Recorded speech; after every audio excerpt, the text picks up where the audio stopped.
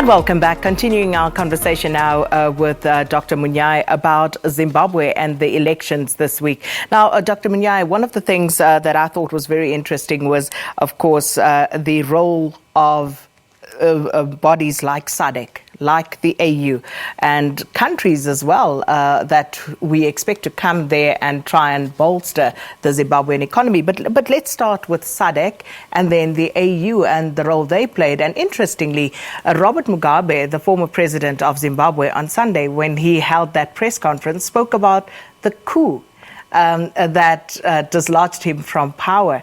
And I don't know why there seems to have been a concerted effort to shy away from using the word coup in terms of what happened last year.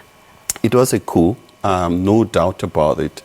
However, it was blessed by the opposition. They were on the streets, hugging and kissing the military, the very same military that has turned on them. And some of us have been saying that this is an internal ZANU PF in terms of changing leadership, and it remains so.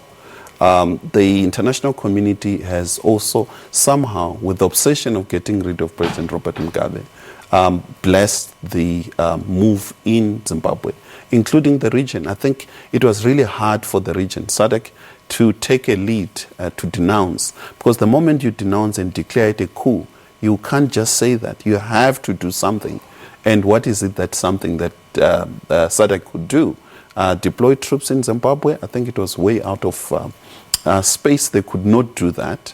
And therefore, it was much easier to play along, take the lead from the Zimbabweans.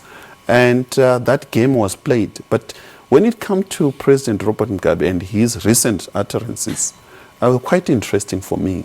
That even though the opposition leader, Nelson Chamisa, did not meet and shake hands, but they accepted his views somehow with an expectation that they're going to win some of the votes within ZANU PF. That didn't. As a matter of fact, it worked against the MDC. The strong views against President Robert Mugabe were not just from the MDC previously. It was also internal ZANU PF. Somehow, I think it gave President Mnangagwa an advantage. And then looking at the role of former colonizer Britain, and also, countries like the United States, China, and all those big players, international players who I think most will be looking to try and kickstart the economy in Zimbabwe. Just a brief take on all of those. Let's start with Britain. I think the good thing that happened in Britain was the change of government. The Conservative government, with all the controversy of it, has done extremely, but has always been better in dealing with transition in its former colonies than the so-called Progressive Labour Party. The Conservative Party, I think when it came into power, somehow it started distancing itself from Blair views. So that helped a great deal to ease the situation in which Britain could not control what was happening in Zimbabwe directly, and allowed Zimbabwe to move forward.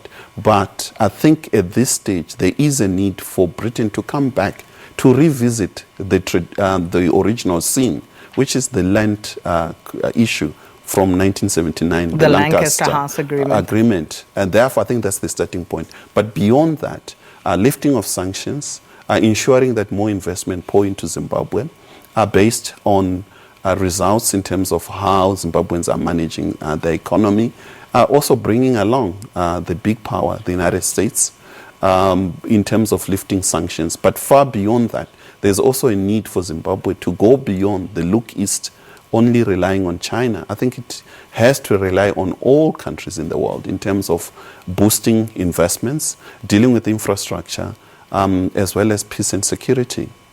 Well, thank you so much, Dr. Monyae. Evidently, still a lot to be discussed here, but that's unfortunately all we have time for this morning. Well, we want to hear your views. We always do at Morning Live and hashtag Morning Live.